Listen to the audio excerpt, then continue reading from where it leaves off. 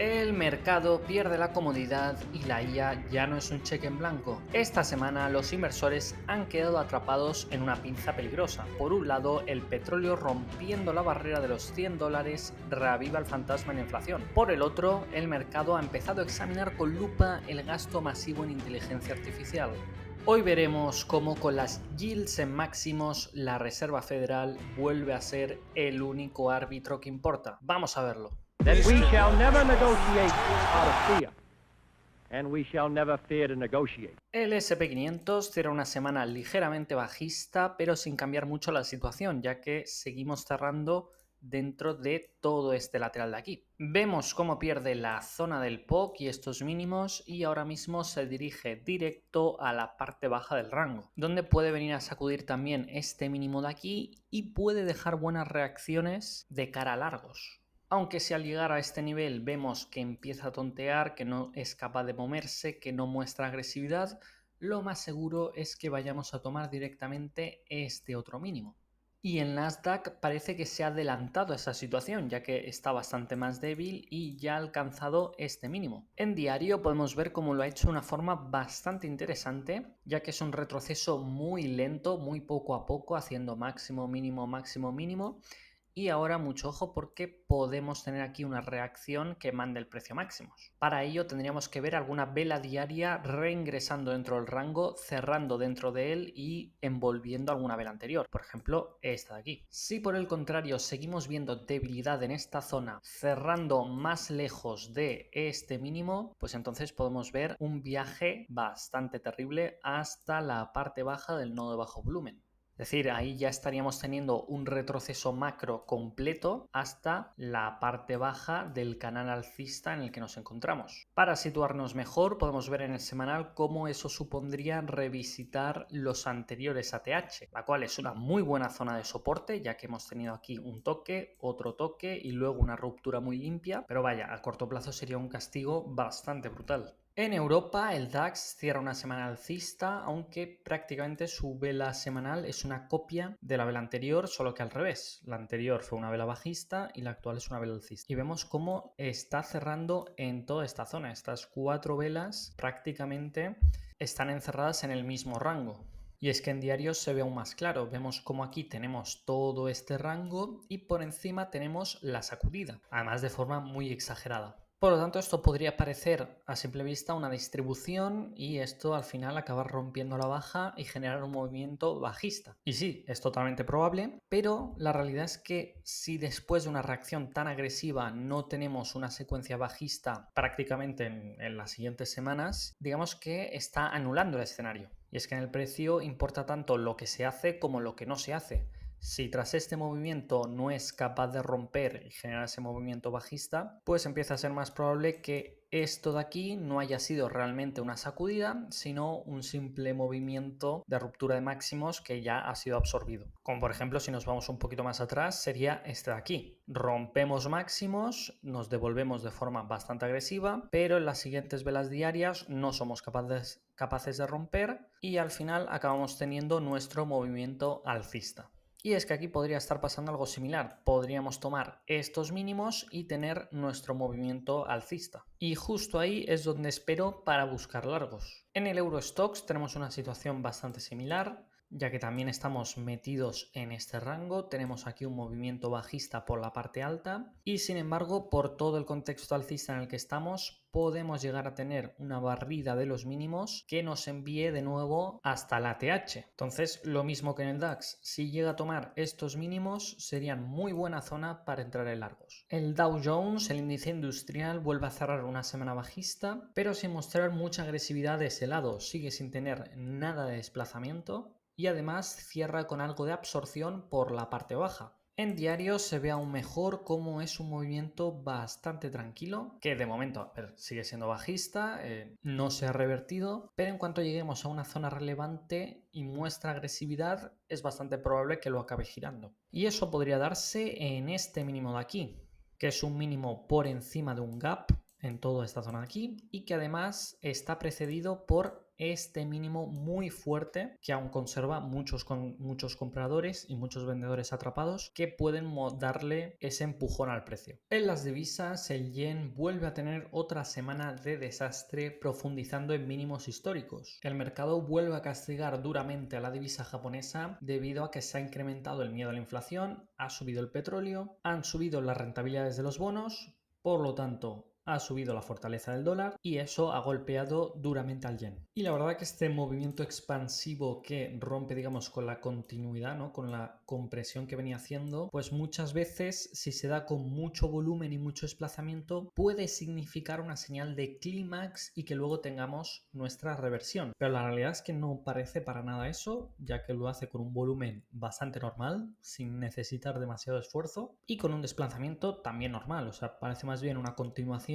tras una clara muestra de debilidad al no poder recuperar esta directriz y poco más. En cuanto a cortos para una nueva pata bajista, estaría interesante si lateraliza por esta zona, testea los mínimos anteriores que teníamos por aquí y luego vuelve a caer. Bueno, yo os muestro rápidamente lo del dólar porque esto es el gráfico semanal y podemos ver cómo venía de un impulso bastante fuerte, unas semanas de retroceso, ¿no? De más tranquilidad que estábamos teniendo y una nueva vela alcista que rompe con el retroceso y ahora quiere seguir continuando. En la libra, semana también bajista, tras esa otra semana de rechazo que habíamos tenido por aquí, ahora tenemos la iniciativa que puede enviar el precio de nuevo a los mínimos. Y vemos como la libra cada vez va formando más una compresión que puede acabar rompiendo por cualquier lado y que también puede venir a limpiar una zona para luego limpiar la otra. Y esa la verdad que por el contexto alcista que aún mantiene, creo que es el escenario ideal, ya que esta limpieza supondría un retroceso dentro de este impulso alcista que purgaría cualquier mínimo de esta zona para luego continuar con la tendencia alcista. El franco suizo sigue con su camino a la parte baja del rango, ya ha llegado con una vela bastante fuerte, con un cierre semanal bastante potente y ahora esta semana va a ser interesante porque tiene que demostrar si es capaz de revertirlo o si por el contrario pierde esta zona